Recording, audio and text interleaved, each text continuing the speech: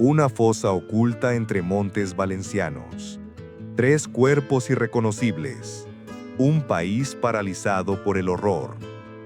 Pero, ¿cómo pudo comenzar todo con algo tan simple como una fiesta de sábado? A comienzos de 1993, en un paraje desolado de la localidad de Tous, unos apicultores tropiezan con algo extraño, un hueso sobresaliendo de la tierra. Lo que parecía un hallazgo trivial pronto revelará uno de los crímenes más brutales de la historia reciente de España. El aire húmedo del invierno arrastra el eco de las sirenas, mientras la Guardia Civil delimita un área que pronto se llenará de cámaras, flashes y lágrimas. Los rostros de 3 adolescentes, sonrientes y llenos de vida, cubrirán cada pantalla del país. 10 semanas antes del hallazgo, era viernes, 13 de noviembre de 1992. En el pequeño municipio de Alcácer, a pocos kilómetros de Valencia, 3 amigas, Míriam García, Toñi Gómez y Desiree Hernández, se preparan para ir a una discoteca en la vecina Picassent. Quieren bailar, reír, sentirse adultas por unas horas. Salen de sus casas con ropa festiva, confiadas. Una decisión inocente que marcará el fin de su historia. La ruta era simple. Un autostop hasta Picassent, como ya habían hecho otras veces. En 1992, esa costumbre aún parecía segura en los pueblos pequeños. Un coche se detiene. Las 3 suben. Nadie las verá con vida otra vez. Las horas pasan, las familias esperan llamadas que nunca llegan, y el miedo se instala lentamente. El reloj marca medianoche y Alcácer comienza a entender que algo va mal. Durante semanas, vecinos, voluntarios y cuerpos de seguridad rastrean caminos, ríos y montes. Los medios convierten la desaparición en un fenómeno nacional. Los padres lloran frente a las cámaras y cada hogar en España siente la angustia como propia. Las fotos de Míriam, Toñi y Desiree llenan periódicos, telediarios y marquesinas. El país entero busca respuestas, pero el silencio es absoluto.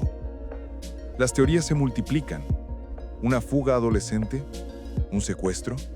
¿Una red organizada? El caso se convierte en obsesión colectiva. Los periodistas acampan frente a las casas y los investigadores, sin pistas firmes, se enfrentan a la presión mediática más intensa que España haya visto en décadas. Las esperanzas se mezclan con el miedo. Nadie imagina aún la magnitud del horror que se esconde entre los matorrales del barranco de la Romana. A finales de enero de 1993, un grupo de apicultores sigue un rastro de animales hasta una fosa cubierta de ramas. La Guardia Civil llega y excava. Lo que emerge es indescriptible. 3 cuerpos semienterrados, maniatados, irreconocibles. El olor a muerte y descomposición se mezcla con el silencio de los agentes. El país entero contiene la respiración. El caso Alcácer deja de ser una desaparición. Se convierte en un crimen. España despierta al horror. Las televisiones muestran minuto a minuto los hallazgos forenses. Se revela que las 3 chicas sufrieron torturas inimaginables antes de morir. Las lágrimas dan paso a la furia colectiva. Manifestaciones exigen justicia. Los nombres de Míriam, Toñi y Desiree se convierten en símbolo de la pérdida de inocencia de toda una generación. España está en shock, pero también está unida. Poco después, la investigación señala a 2 hombres, Antonio Anglés y Miguel Ricart, delincuentes locales con un largo historial. Ricart es detenido. Anglés, en cambio, desaparece. La policía desata una de las mayores cacerías humanas en la historia de España, rastreando casas, carreteras y fronteras.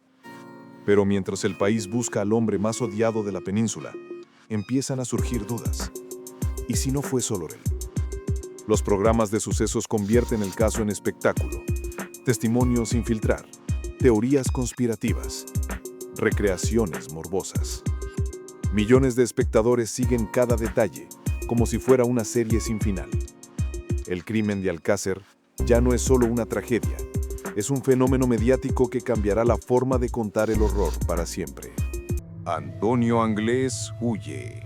Se dice que viajó escondido en barcos, cruzó fronteras, desapareció en alta mar. Nadie sabe con certeza dónde terminó. Su rostro, reproducido miles de veces, se convierte en un fantasma colectivo. Mientras el país intenta cerrar heridas, nuevas preguntas comienzan a surgir. Preguntas que cambiarán para siempre la versión oficial de los hechos. La historia parece resuelta, pero algo no encaja. Los informes forenses contradicen los testimonios, las pruebas desaparecen, los tiempos no coinciden. ¿Y si el crimen de Alcácer fue solo la superficie de algo mucho más oscuro?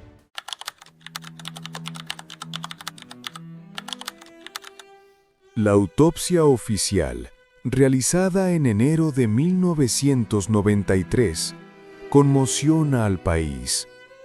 Pero entre los informes médicos surgen contradicciones imposibles de ignorar. Algunos peritos independientes, como el profesor Frontela, aseguran que ciertos restos no coinciden, que hay señales de errores graves en la investigación.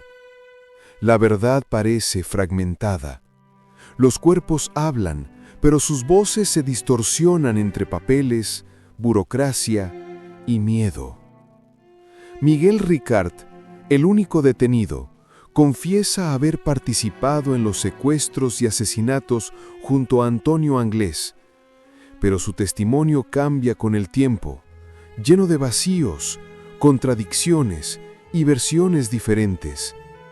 Muchos creen que Ricard fue solo un peón, un hombre asustado que cargó con una historia que no le pertenecía del todo.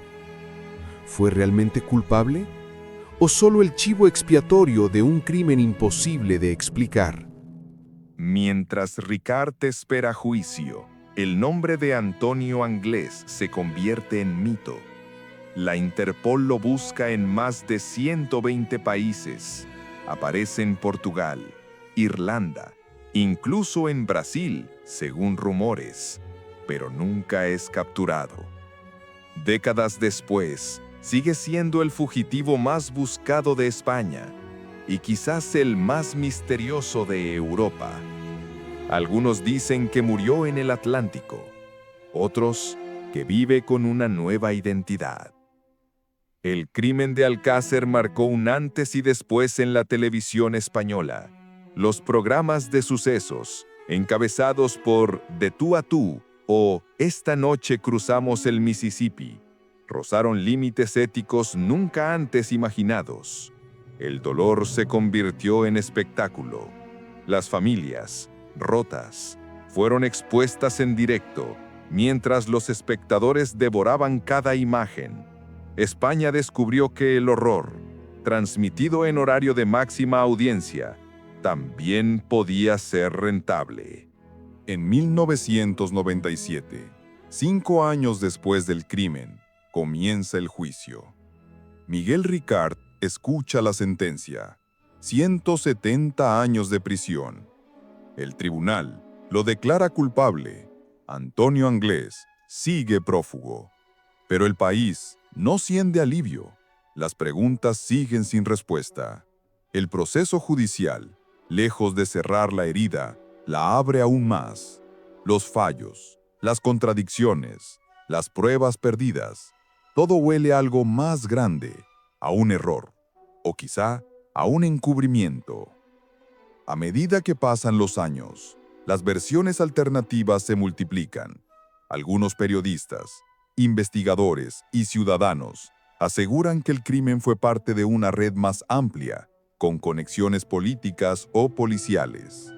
Otros, que se manipularon pruebas, que se destruyeron documentos, que nunca se quiso llegar al fondo. Lo cierto es que el miedo se transformó en desconfianza, y el caso Alcácer dejó de ser solo una tragedia. Se convirtió en un espejo de la corrupción y la impotencia institucional. En 2013, tras más de 2 décadas en prisión, Miguel Ricard es liberado por una revisión del Código Penal. Sale en silencio, con la mirada vacía, y desaparece entre cámaras. Mientras tanto, las familias de las 3 jóvenes continúan su lucha.